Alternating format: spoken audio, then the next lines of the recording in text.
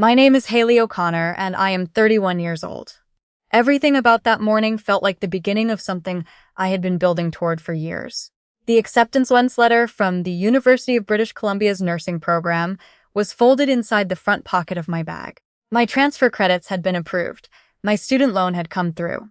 I had already signed the lease on a basement suite in Vancouver, $4,500 for first and last, money I had scraped together over 4 years of double shifts at a grocery distribution warehouse outside of Sudbury.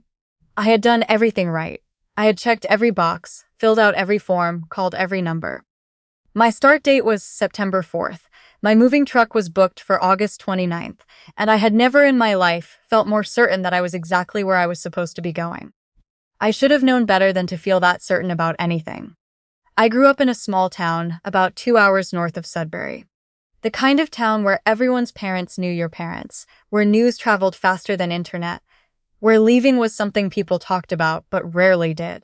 My mother left when I was 4, not dramatically, not with a fight or a scene or a goodbye I can remember. She just stopped being there one day, and my father filled in the space she left with silence and beer and the expectation that I would stay close. He remarried when I was 9. His second wife, the woman I have called my stepmother since I was old enough to understand what the word meant, moved in with her 2 teenage kids and a collection of grievances she had been storing up her entire life, looking for somewhere to unpack them. I was convenient. By the time I was 15, I was cooking dinners, doing laundry, helping her younger daughter with homework I had never had anyone help me with. I am not saying this is for sympathy.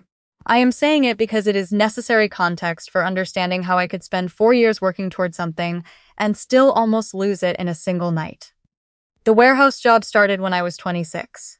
Night shifts 5 days a week, sometimes 6. I wore steel-toed boots that gave me blisters for the first 3 months. I ate packed lunches in a break room that smelled like burnt coffee and floor cleaner. I took every overtime shift that came available. I said no to things. A lot of things. A friend's bachelorette weekend in Montreal that I genuinely wanted to go to. A camping trip up to Algonquin I had been planning in my head since I was a teenager. A used car that would have made the winters easier but would have eaten 2 months of savings.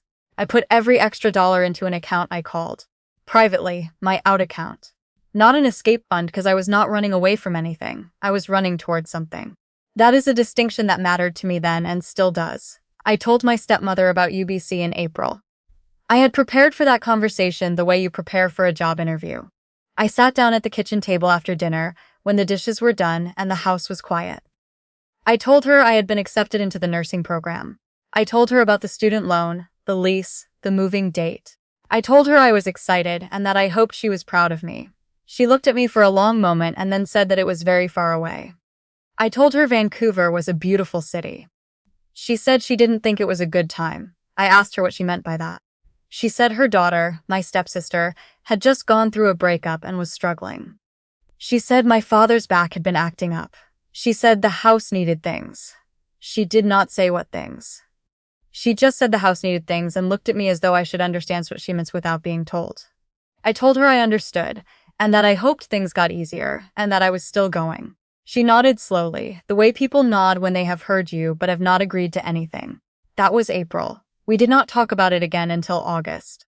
I spent the summer finishing out my warehouse shifts, packing boxes one at a time, forwarding my mail, updating my banking information, making lists. I am a person who makes lists. It is how I manage the anxiety of large changes. I had a list for every stage of the move, and I checked things off with a satisfaction that felt almost physical. Each checkmark was a small confirmation that this was real, that it was happening, that I had earned it. 2 nights before the moving truck was scheduled to arrive, I came home from my last shift at the warehouse.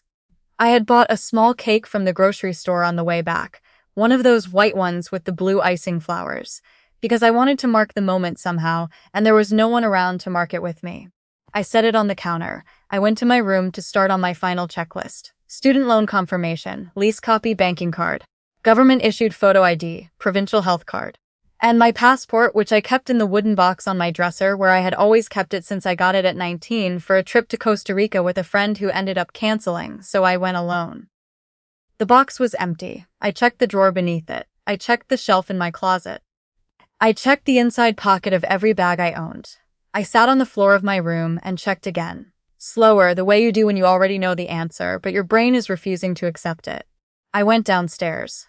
My stepmother was sitting in the living room watching television. My father was beside her. I stood in the doorway, and I asked if either of them had seen my passport. She did not look away from the screen when she answered. She said she had put it somewhere safe. I asked her what that meant. She said she wasn't sure I was ready for a move like this. I felt something very cold and very specific settle into my chest. Not panic, not yet. Something earlier than panic. Something that knew before the rest of me caught up exactly what was happening. I asked her to give it back. She said we should all sit down and talk about this properly. I said there was nothing to talk about.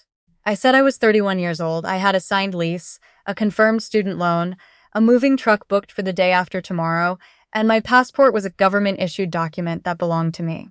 She said she was concerned. My father looked at the floor.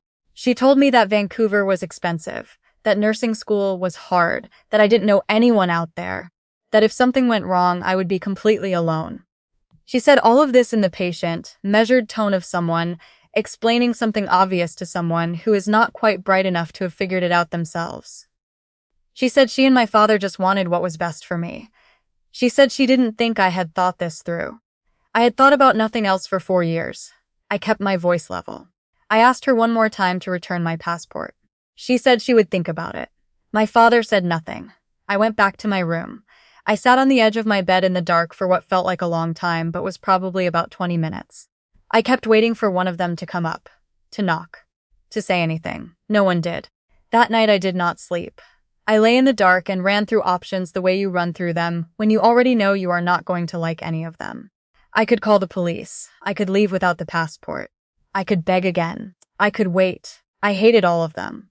But somewhere around 4 in the morning, lying there staring at the ceiling with my arms crossed over my chest like I was holding myself together from the outside, I remembered something a coworker had mentioned once. A throwaway comment in the break room about a cousin who had her passport withheld by an ex-partner. She had said something about Service Canada, about identity documents, about it being illegal to hold someone's passport against their will. I did not sleep, but I stopped panicking.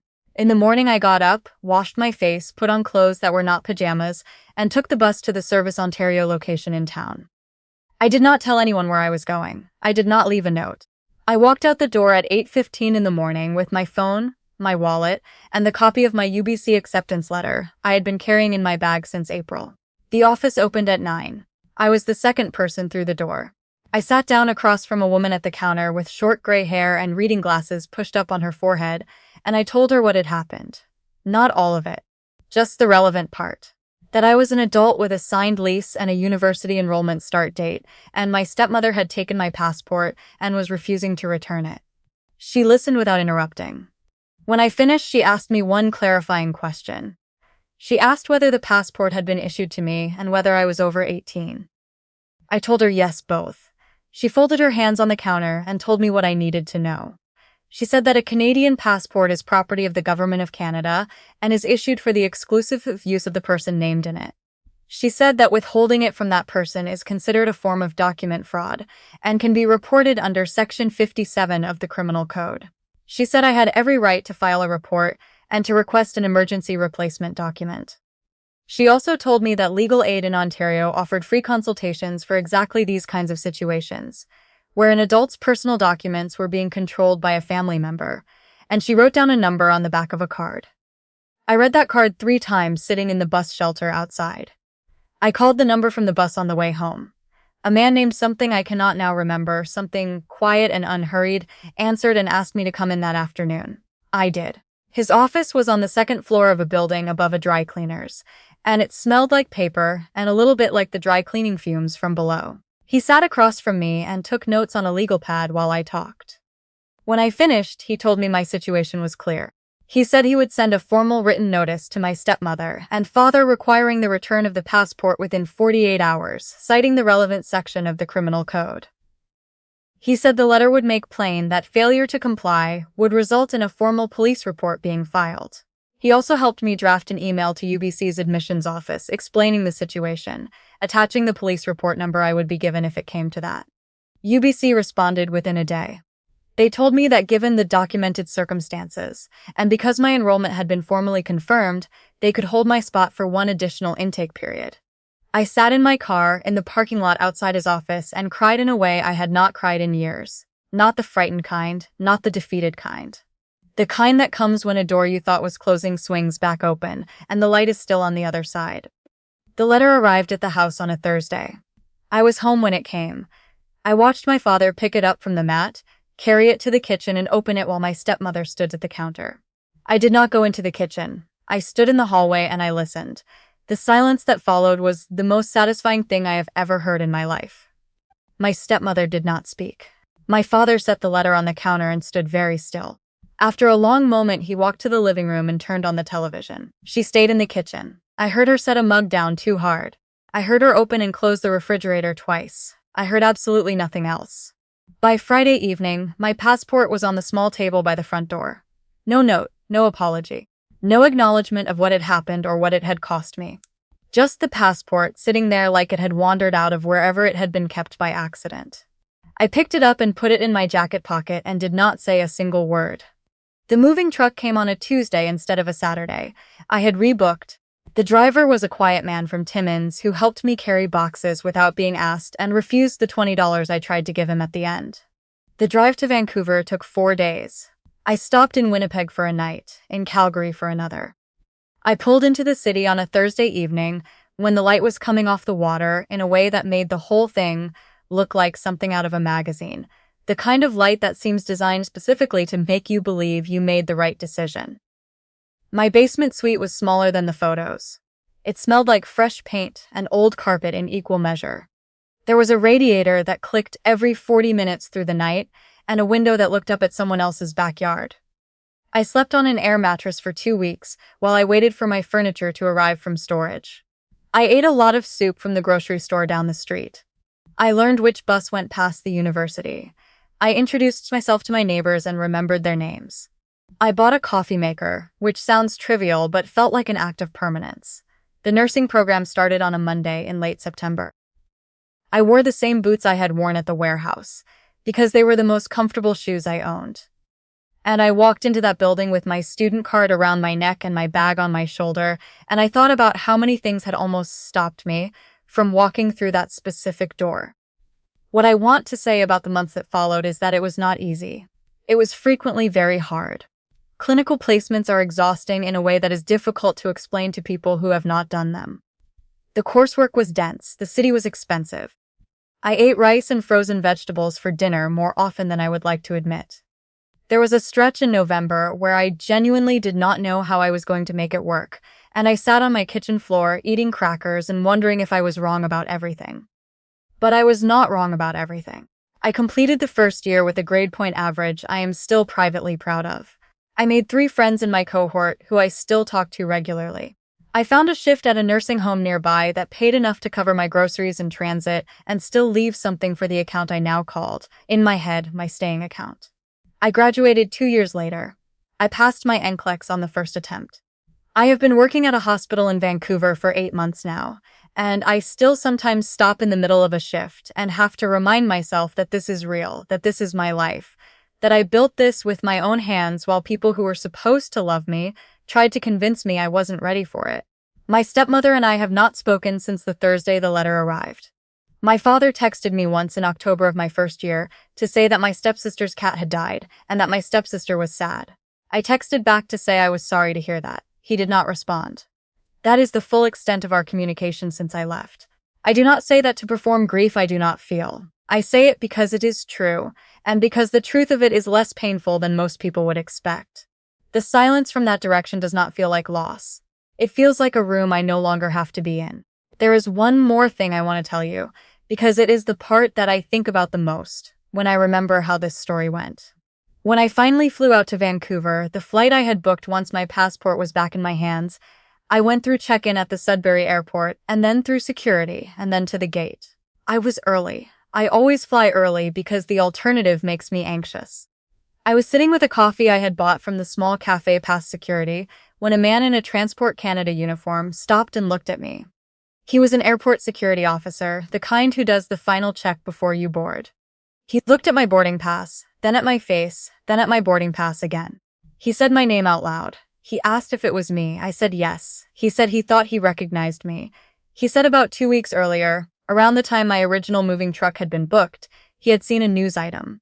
A small local piece, the kind that runs on a regional CBC affiliate when there's nothing more pressing. It had been about an adult woman in Ontario whose family had withheld her identity documents to prevent her from leaving for school, and about the legal challenge that followed. He had seen my name attached to it. He said he had wondered what had happened to me. I told him briefly, standing at the gate with my coffee in one hand and my boarding pass in the other. He was quiet for a moment. Then he took my boarding pass, scanned it, handed it back to me, and said, simply, "Good for you." I thought about that for the entire 4-hour flight. Not about my stepmother. Not about my father. Not about any of it. Just about those 3 words, from a stranger who had no reason to say them, who had nothing to gain from saying them. Good for you. Like he meant it. Like he had been rooting for me without knowing me. Like sometimes the world notices when you do the hard thing and decides, quietly, to say so. I have been a nurse for 8 months. I have held the hands of people who were frightened. I have sat with people who were alone. I have worked nights again, which I swore I would never do again after the warehouse, and found that warehouse nights and hospital nights are 2 entirely different kinds of hard. I live in an apartment now, a real one, on the 4th floor with a window that faces west and catches the afternoon light. I have a plant that I have somehow kept alive for 6 months, which feels like a significant personal achievement. I have a life that belongs to me in a way that nothing in Sudbury ever did. I saved for 4 years. My stepmother took my passport to stop me from leaving. I left anyway. If this story is something you needed to hear today, I am glad you found it. Subscribe, because every week we share stories about the kind of courage that does not ask for anyone's permission. You do not want to miss what comes next.